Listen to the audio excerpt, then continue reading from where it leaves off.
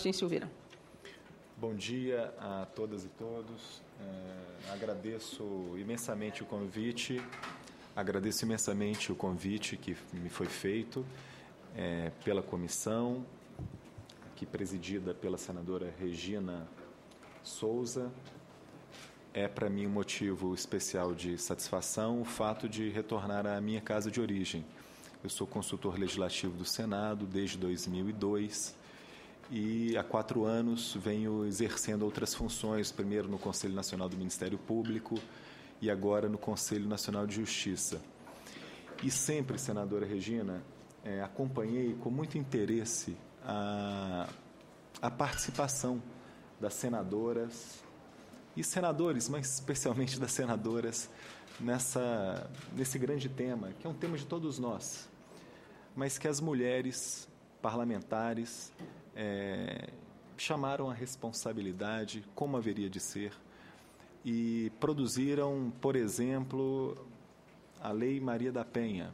Óbvio que é uma lei que resulta de um grande movimento social importantíssimo, que diz respeito à nossa própria identidade, mas que eu me recordo, por exemplo, da participação tão destacada da senadora Lúcia Vânia, naquele momento que foi relatora no Senado, e isso, de alguma forma, é comovente. E gostaria de saudar também, por isso, senadora Regina, a eminente senadora Emília Fernandes. Quando aqui cheguei, Sua Excelência brilhava no cenário do Senado, como ainda hoje brilha em outras tarefas, em outras atribuições. É uma honra muito grande me dirigir e ter a presença de Vossa Excelência. Cumprimento todos os presentes, a consultora legislativa do Senado, Conceição, minha amiga dileta, e os que aqui me acompanham nesta manhã, ilustres palestrantes, debatedores. Bem, o Conselho Nacional de Justiça, entre uma das aspirações para a sua criação, deputada Janete, deputado Gilvan, foi exatamente, digamos, abrir o judiciário, fazer o judiciário um judiciário mais transparente. Nós não dispunhamos, senadora Regina, de dados confiáveis. Eu estou falando de até muito pouco, né? O Conselho Nacional é uma experiência recente de 10 anos, mas nós não dispunhamos de dados credíveis sobre o judiciário, número de ações. Nós tínhamos apenas intuitivamente uma noção do gigantismo processual, da movimentação de uma máquina absurdamente onerosa, cara, com uma litigância manifesta, um elevado índice de litigância, mas o Conselho Nacional de Justiça, pouco a pouco, representou uma inflexão nessa cultura de trabalhar mal os dados de que dispomos. Hoje eu posso dizer, com os sucessivos relatórios que apresentamos sobre justiça em números, que o Brasil ocupa uma posição de muito destaque em relação aos dados sobre a justiça. O Brasil é referência mundial, senadora, pela qualidade dos dados que conseguiu reunir para enfrentar os problemas do judiciário. Isso nos satisfaz por completo? Absolutamente. Nós temos dramas, dificuldades, e eu pude identificar que entre essas dificuldades estava uma aspiração lá de trás, que era justamente, senadora, ao encontro da primeira intervenção de Vossa Excelência, a aspiração de reunir dados especificamente no tocante à violência doméstica e familiar contra a mulher. Essa é uma política das mais antigas do CNJ. Vejam, as senhoras, os senhores, que o CNJ emitiu em 2007 uma recomendação a todos os tribunais para a criação das varas especializadas. Por que uma recomendação? Porque a criação de uma unidade judiciária, ela deve ser feita por lei e deve obedecer à autonomia dos tribunais. Então, o Conselho Nacional de Justiça não poderia impor a criação de varas especializadas, mas recomendou. E como avaliamos essa recomendação? Passados todos esses anos, eu poderia dizer que foi uma recomendação exitosa. Em 2006, nós dispunhamos de 6 varas especializadas com competência exclusiva. Os últimos dados reunidos, senadora Emília Fernandes, dão conta que hoje existem no Brasil já 91 unidades, varas especializadas em medidas protetivas para fazer frente ao problema da violência doméstica e familiar contra a mulher. Então vejam que um processo, se nós examinarmos historicamente, um processo que vem caminhando com alguma com algum dinamismo. Bem, todas as capitais, inclusive, já dispõem de varas especializadas. Mas não só. Em 2011, o CNJ editou uma resolução que determinou a criação de coordenadorias de apoio à mulher em situação de vulnerabilidade por força da violência doméstica e familiar. E nessa resolução, senadora, de 2011, já havia claramente a preocupação levantada por Vossa Excelência no sentido de que os tribunais encaminhassem dados ao Conselho Nacional de Justiça, os tribunais estaduais, porque é eles que têm a competência para tratar dessa matéria penal, encaminhassem os dados para o Conselho Nacional de Justiça e o Conselho seria o responsável por unificá-los. Eu creio que esta resolução ela precisa ser observada com mais cuidado. Faço aqui, senadora, essa autocrítica, essa meia-culpa, no sentido de que o CNJ deve observar com mais atenção o cumprimento dessa resolução, seja no tocante à criação das coordenadorias como órgão de apoio às presidências dos tribunais, seja, repito, no envio dos dados tão importantes para a formulação e execução das políticas públicas relacionadas à mulher. Então, se me permitem já, não quero ficar apenas aqui em tom expositivo, descritivo, queria dizer que uma das medidas que poderíamos adotar, com o apoio dos movimentos, seria realmente instigar o Conselho Nacional de Justiça, eu me coloco à disposição para tanto, no sentido de abrir um procedimento especial, que é da competência do seu presidente, ministro Ricardo Lewandowski, que tem toda a sensibilidade em relação ao tema que estamos tratando esta manhã, no sentido de determinar a abertura de um procedimento que possa exigir dos tribunais, de cada um dos tribunais de justiça, o cumprimento do envio desses dados. Nós estamos absolutamente negligentes em relação a esses dados? Não. Em 2013, o Conselho Nacional de Justiça realizou uma pesquisa, que é considerada também um ponto de referência na matéria, onde ele pôde coletar dados e que dão conta realmente de 2006 a 2011 de números bastante expressivos.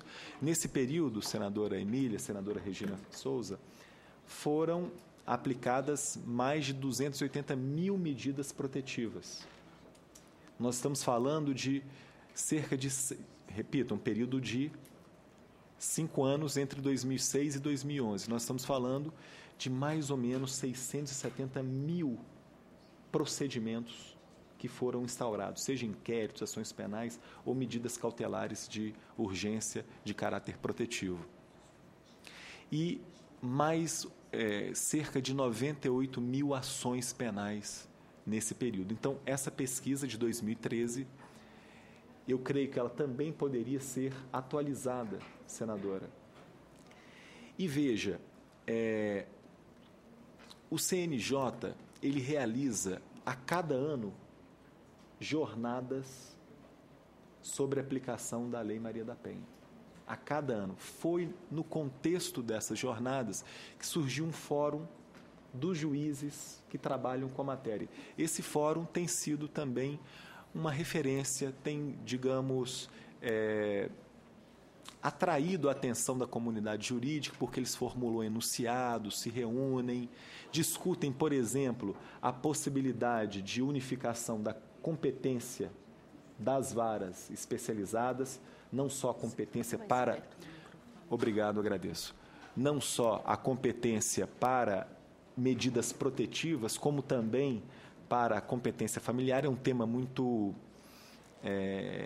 discutido de forma muito calorosa no âmbito desse fórum.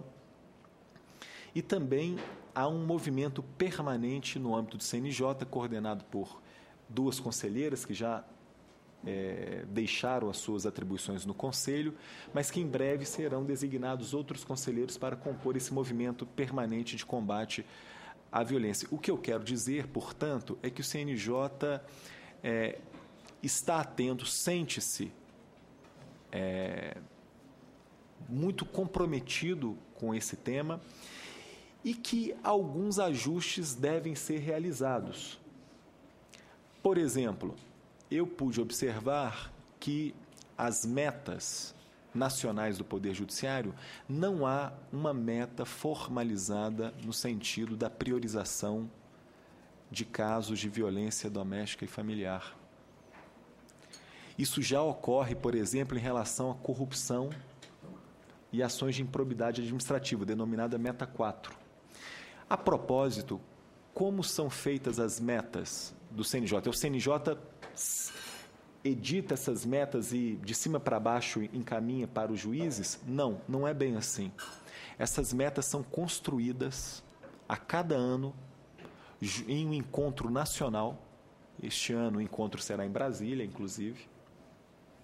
E essas metas são, portanto, há uma participação, elas são consensuadas, no sentido de, é uma metodologia no sentido de, digamos, atrair o juiz, que os juízes se sintam partícipes da importância, possam compreender as razões pelas quais devemos atenção prioritária a determinados temas, a determinados assuntos.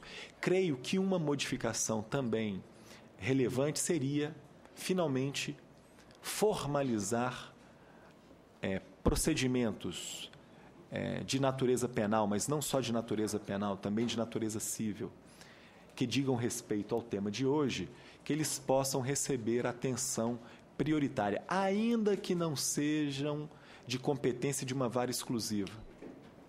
Isso não é tão relevante para a instituição da meta. Então, creio que as metas podem ser aperfeiçoadas, isso nós já sabemos todos, depende sempre da participação ativa dos movimentos, da cobrança, de convidar os conselheiros do CNJ, senadora, para se fazerem presentes em audiências públicas como essas. E para finalizar, não quero aqui, enfim, quero me ater ao tempo que me foi inicialmente concedido. Todos os anos, nós emitimos um relatório chamado Justiça em Números. Esse relatório já conseguiu identificar o número de varas especializadas, como eu disse, são 91.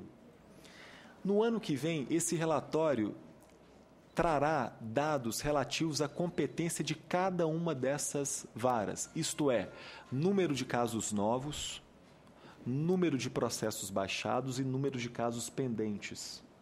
Isso significa, senadora, já concluo, tão discreto... Essa discreta campainha, quando falta um minuto, ela avisa, mas a gente sempre prorroga mais 5 minutos se precisar. Mas é discreta demais essa campainha. Quando eu disse que enfim, costumo prestar atenção ao tempo, não imaginava, né, que já receberia uma... De qualquer modo, eu quero dizer que já no próximo relatório do Justiça em Número de 2016, nós teremos a possibilidade, portanto, de ter um retrato mais fiel a cada ano infelizmente, no relatório de 2016, nós não teríamos condições de, digamos, de decompor os dados por assunto, mas nós saberemos em cada uma dessas varas especializadas quais são os casos, o número de casos novos, o número de casos baixados e o número de casos pendentes. Isso é um dado importantíssimo para medir ano a ano o grau de eficiência, o grau, enfim, a representatividade do trabalho que tem sido feito nessas unidades jurisdicionais especializadas. Com isso, eu concluo, me coloco inteiramente à disposição e agradeço mais uma vez o convite que me foi formulado pela senadora Regina e cumprimento todos os participantes desta audiência pública. Muito obrigado.